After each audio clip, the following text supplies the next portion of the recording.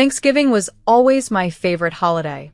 Maybe it was the idea of family coming together, or maybe it was just the food. I'll admit, I've never been able to resist my mom's sweet potato casserole. But last Thanksgiving was different. It was the day everything changed for me. I wish I could say I was surprised, but I think I always saw it coming. My name is Madison Turner. I was 34 last November, a single mom to my 7-year-old son, Jamie. I'd always been the black sheep of the family, at least according to my dad. My parents' house in Charleston, South Carolina, was the picture of old American tradition. Big wraparound porch, heavy oak furniture, and family pictures from every year since 1982 lining the hallway. The kind of place that always smelled like cinnamon and pine this time of year. Maybe that's why I kept going back, even when it felt like I didn't belong. That Thanksgiving, the house was full. My brother Lucas and his wife Olivia had driven down from Charlotte, bringing their twins, Amelia and Jack, who were 5 and already better at making a mess than any adults I knew. Mom had spent all morning fussing over the table, putting out her best china, and making sure everyone had a spot. The fireplace was crackling, the air thick with the smell of roasting turkey, but something was off. I felt it as soon as I walked in. There were tight smiles and glances, like everyone was waiting for a shoe to drop. We all sat down to dinner around 3 o'clock. Jamie was in his best collared shirt, but by the time we got through Grace, he had already managed to drop a blob of cranberry sauce on it. I couldn't help but smile. He always did his best, but he was still just a kid. I helped him get settled at the little card table off to the side, then took my place next to Mom at the big table. The conversation was forced, awkward. Olivia talked about the twins' soccer practice. Lucas bragged about his new promotion at the bank. Dad mostly grunted in response, staring down at his plate. I tried to join in, telling a funny story about Jamie and his latest adventure with a neighbor's dog, but nobody laughed. Mom just glanced nervously at Dad. The tension grew with every passing minute. I tried to focus on Jamie, watching him quietly play with his toy truck under the table, rolling it back and forth on the rug. The twins were giggling at some private joke, and Lucas kept looking at his phone, probably checking sports scores. For a while, I managed to tune out the discomfort, reminding myself that I'd been through worse. I could get through this too. But then it happened. My dad suddenly slammed his fist down on the table, hard enough that the silverware rattled and Mom's wine glass tipped over, spilling red across the white tablecloth. The room went silent. My heart started pounding, but I stayed perfectly still. Dad stood up and glared right at me. "You are a disgrace, Madison. A single mom. Why can't you just get it together like everyone else?" His voice was louder than I'd ever heard it, echoing off the walls. For a second, nobody moved. Olivia's eyes went wide, and even Lucas looked uncomfortable. Jamie paused mid-play, sensing something was wrong, and looked up at me with those big brown eyes. I could feel the blood rush to my face, but I forced myself to breathe. It wasn't the first time Dad had lost his temper with me, but never in front of everyone like this. He kept going, louder now, as if he wanted the neighbors to hear. "We gave you everything, and you just throw it away. You could have had a normal life, but you chose this. You embarrass us every time you walk through that door." I glanced at Mom, hoping for support, but she just looked down at her lap, twisting her napkin in her hands. No one said a word.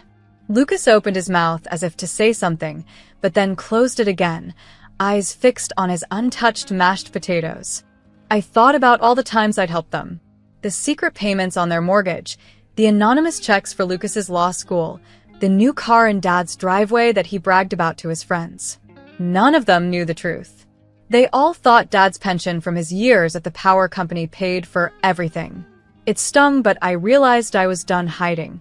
Dad's face turned redder as he leaned in, pointing a shaking finger at me. "Get out. You're not welcome in this house anymore. Not until you fix your life and stop dragging this family down with you." I stood up, steadying my voice. My hands were shaking, but I didn't let it show. "All right," I said quietly. There was nothing else to say. I looked at Jamie, who was starting to tear up, and gently scooped him into my arms.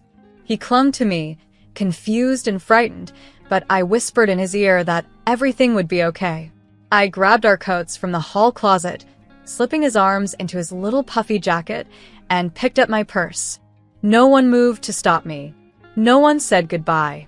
As I walked out the front door, the cold November air hit my face. I walked down the porch steps, my heels clicking on the wood, and out to the car I'd parked by the curb. Jamie was quiet, holding tight to his toy truck. I buckled him into his booster seat, took one last look at the house, and realized something strange. I wasn't sad. Not really. I felt free. They didn't know it, but the whole world they lived in was built on the money I earned. The house, the cars, even the food on the table. They all came from my work, from my $94 million empire that none of them had ever bothered to ask about. For years, I'd let them believe I was a failure just because it was easier. But now, as I drove away from the only family I'd ever known, I felt a sense of relief. Thanksgiving was supposed to be about family.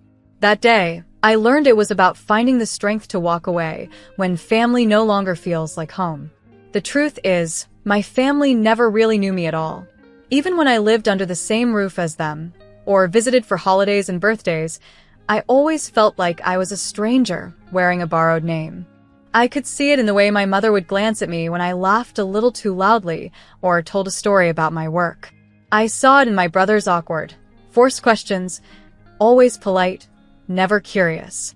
To them, I was just the messy one, the mistake maker, the girl who never quite fit into the mold of what a Turner was supposed to be. I was the woman who came home with a baby but no husband, the one with too many ideas and not enough explanations. But what my family didn't realize, or maybe didn't care to realize, was that every late-night email, every business call I took at odd hours, and all those suspicious trips to New York, Chicago, and Los Angeles were not escapes from responsibility. They were the building blocks of something extraordinary. I had learned to hide my ambition early, to tuck it away where nobody could criticize it or poke holes in it. My world was quiet from the outside, but inside, it buzzed with secret plans and endless energy. It all started 5 years ago, in a tiny, drafty apartment on the edge of Denver. I was 29, newly single, a baby on the way, and just enough money in my account to pay rent for 2 more months. On a rainy Saturday, sitting at my kitchen table with a secondhand laptop and a notebook full of scribbles, I opened my first online business, a digital marketplace for independent American artists and designers. I called it Blue Harbor, after a place I'd once dreamed of seeing, and poured everything I had into making it real. I taught myself website design, wrote product descriptions late into the night, and begged local artists to let me represent their work. The first year was hard. Some days, I barely made enough to pay for diapers and groceries. I would work through the night, my fingers stiff on the keyboard while Jamie slept in a crib by my desk. I learned to stretch every dollar, to do things myself that most people would hire out for. I watched YouTube tutorials about marketing, customer service, and taxes, and I made every mistake in the book. But failure didn't scare me. Going back to my old life did. Slowly, things began to change. Word spread. A popular lifestyle blog featured Blue Harbor, and suddenly, orders poured in. I reinvested every cent I made, upgrading the website, hiring 2 part-time assistants, and expanding into custom home goods. Before long, I was fielding requests from New York and Los Angeles. Big retailers started reaching out, asking if I'd consider partnerships. I always negotiated fiercely, determined to keep control. For once, I trusted my instincts. Within 3 years, Blue Harbor was not just a passion project. It was a full-fledged empire. I signed deals with tech giants in America who wanted exclusive rights to some of our digital art prints for their offices. Fashion brands in Europe, especially in Paris and London, wanted to collaborate on capsule collections. I flew out to meetings in glass skyscrapers and old European townhouses, always pretending I was just another freelancer, never the boss. My net worth soared until last year. It reached $94 million, all in US dollars. Sometimes I'd stare at the bank statement, still half convinced it was a mistake. But I never changed my life surface. I kept my old SUV, wore jeans and cardigans, and still answered calls from my mom like I was a girl in her pajamas. I bought the family house in Charleston outright, so my mother could stop worrying about the mortgage, but I did it quietly, letting her believe it was an anonymous benefactor from my dad's church group. I sent Lucas a check each month, enough to pay for his law school loans and then some, but always from a shell company, so he never questioned it. Even their trips to Paris, the one Lucas bragged about every Christmas, were paid for by me. My accountant handled it all, making sure no one would ever connect the dots. Looking back, maybe I should have told them. Maybe it would have changed the way they saw me. But the truth is, none of them ever bothered to ask where the money came from. They just assumed Dad's old pension covered it, or that maybe Lucas had friends at the bank. I let them believe whatever they wanted, partly out of habit, partly because I was tired of being dismissed. That's why, after that Thanksgiving, when I got home to my apartment, my real home, not the one full of judgment and secrets, I felt more angry than sad. Jamie was asleep in the back seat, his cheeks still streaked with tears from the chaos. I tucked him into bed, then sat down at my laptop, my hands steady for the first time all day. I opened my financial dashboard, scrolling through the dozens of transactions that propped up my family's lives. The mortgage payment for Charleston, the direct transfers to Lucas, the utilities and insurance for Mom, the maintenance bills for Dad's car. Their whole world was built on my work, my sacrifices, and yet I was still their biggest disappointment. I stared at the numbers for a long time, remembering every birthday I spent alone, every holiday dinner where I was the punchline. Slowly, I started to cancel things. I stopped the mortgage payments, turned off Lucas's automatic deposits, and ended the allowance Mom received each month. I emailed my lawyer, instructing her to rescind access to the family trust. I called the bank and had Dad's card deactivated. My hands didn't shake once. It felt cold at first, but as I worked through the list, a new feeling grew inside me, something like freedom. For years, I'd been the silent benefactor, the invisible engine behind their lives, but I realized it was time to be visible, to live on my terms. No more free rides.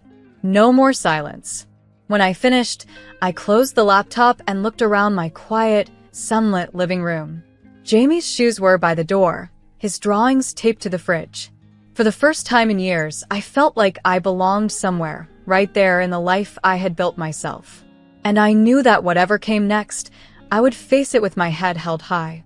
I don't remember much about the flight to Honolulu, only that I booked it the minute I finished cutting off my family's endless supply of money and support. I wanted a place where no one knew my name or my story, a place where the only thing anyone expected of me was to show up and breathe. I needed the ocean. I needed the sun. Most of all, I needed peace. The beach house was waiting for me like an old friend.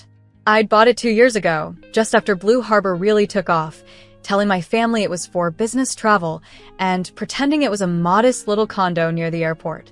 In reality, it was nothing short of breathtaking, a modern glass front house right on the sand, with tall windows that opened up to the endless blue of the Pacific and floors that seemed to glow in the sunlight.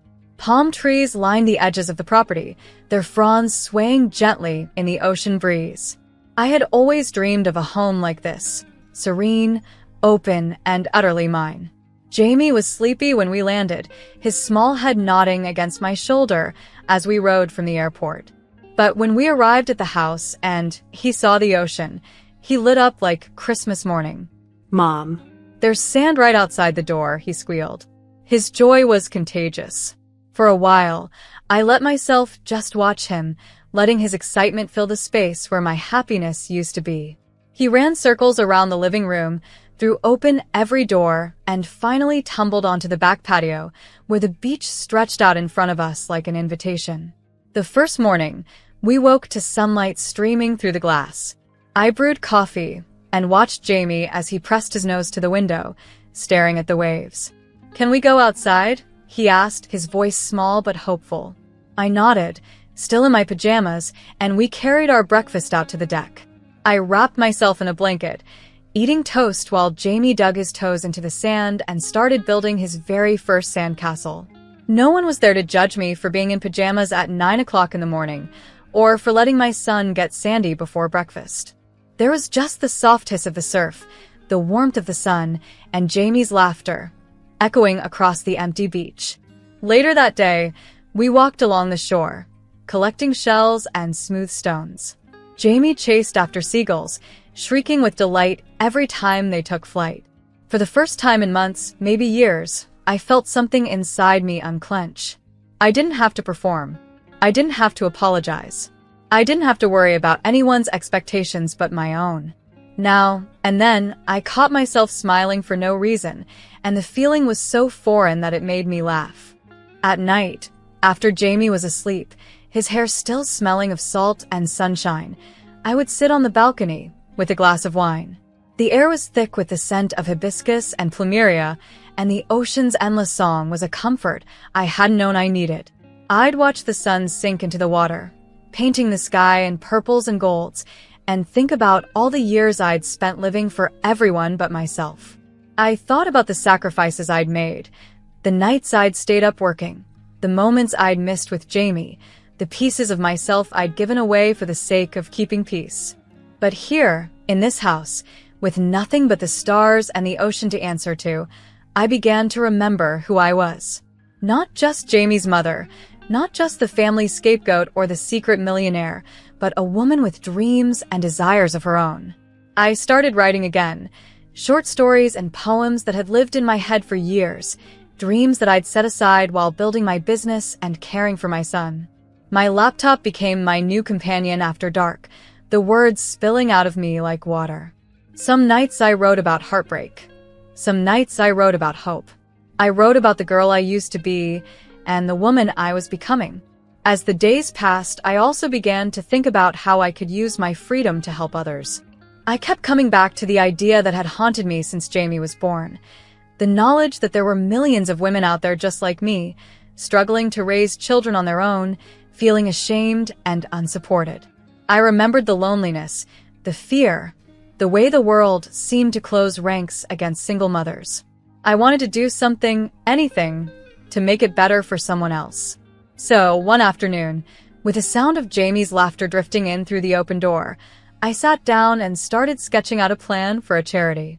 I called it Harbor of Hope, a place for single mothers to find support, resources, and encouragement without judgment. I decided to start with a fund of $1 million, enough to make a real difference. I made lists of programs I wanted to launch: emergency grants, legal aid, childcare support, scholarships for continuing education.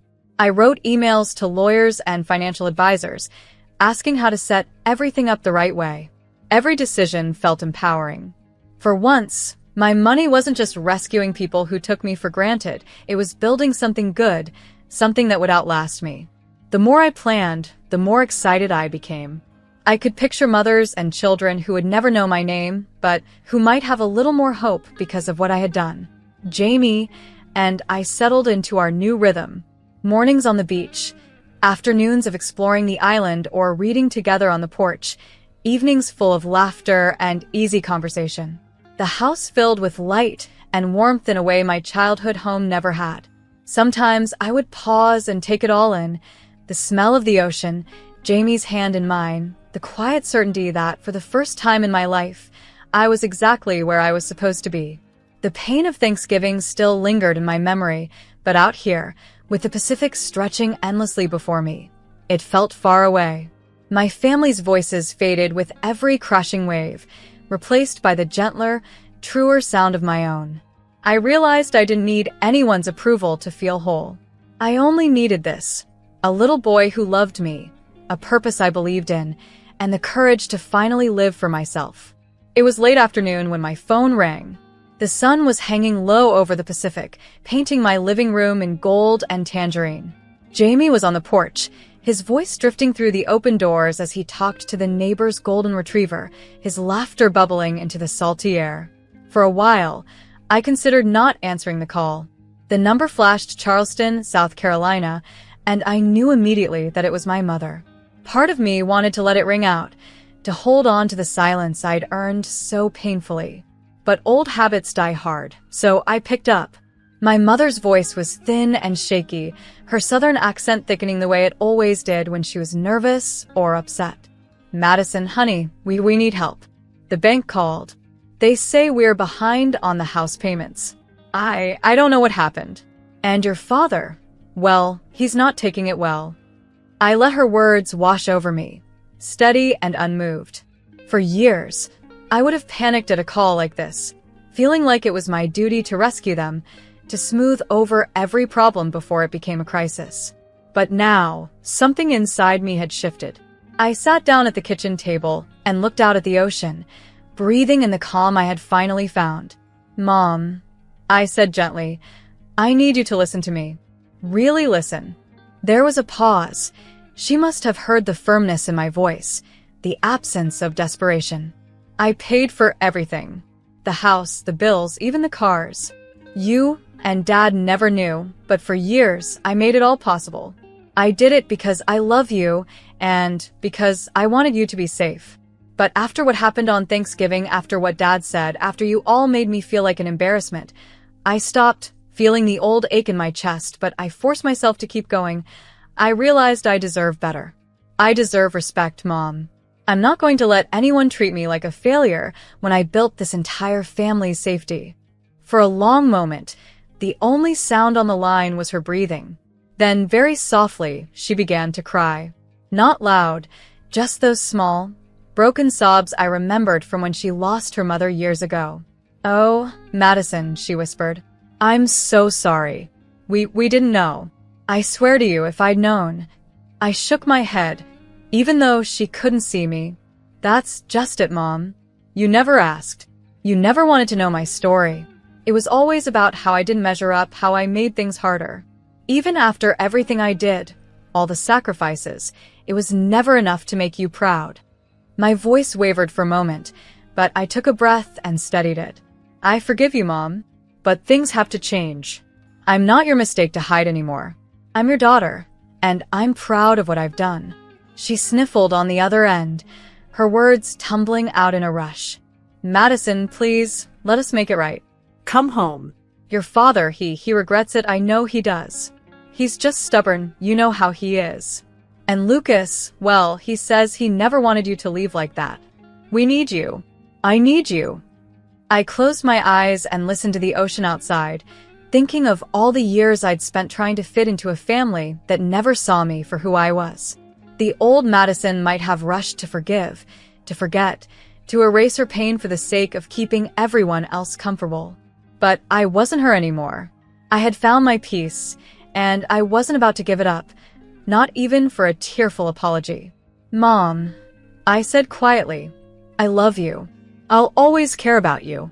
But I can't go back to how things were.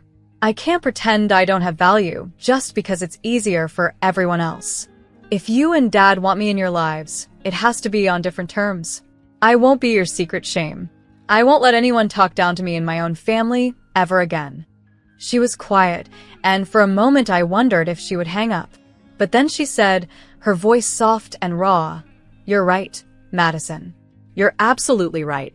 I want you to be happy. I want to know you, the real you. I don't want to lose you again." I felt tears sting my eyes, but they weren't sad tears. They were the kind you cry when you realize you're finally free. After we hung up, I sat for a long time, watching the sky turn from gold to indigo. I thought about everything that had brought me here. The nights spent building Blue Harbor from nothing, the years of silent giving, the pain of being misunderstood and cast out. For so long, I had measured my worth by what I could do for others, by how small I could make myself, how invisible I could become. But now, I saw the truth clearly. My value wasn't in how much I gave or how quietly I endured. My value was in the life I had built, the child I was raising, the hope I was spreading to other women who needed it most. As the days passed, I kept in touch with my mother. Slowly, my relationship with my family began to change. It wasn't easy. My father sent a card, no grand apology, just a short note. "We miss you. We're proud, even if we don't say it." It was more than I expected. Lucas called once, awkward but genuine, asking about Jamie and telling me about a new case at work. There were no grand gestures, no sudden transformation, but something had shifted. For the first time, they saw me, not just as the family's mistake, but as the strong, capable woman I had become. Back in Honolulu, I threw myself into my new life. Jamie and I continued our beachside adventures. Harbor of Hope launched its first grant program, and I started getting emails from mothers across America. Women I'd never met, telling me how much it meant to have someone believe in them. My days were full, my heart finally at peace. Sometimes, in the quiet evenings when Jamie was asleep and the world seemed to hold its breath, I would think about that Thanksgiving and the word I'd said as I walked out. All right. It was such a simple word, but it had changed everything. Sometimes, freedom is just one all right away, a promise to yourself that you will never again live small for the comfort of others. And so I live now, not as someone else's disappointment, but as my own proud, imperfect, extraordinary self. From my beach house in Honolulu, with the ocean whispering that I am enough, I finally believe it.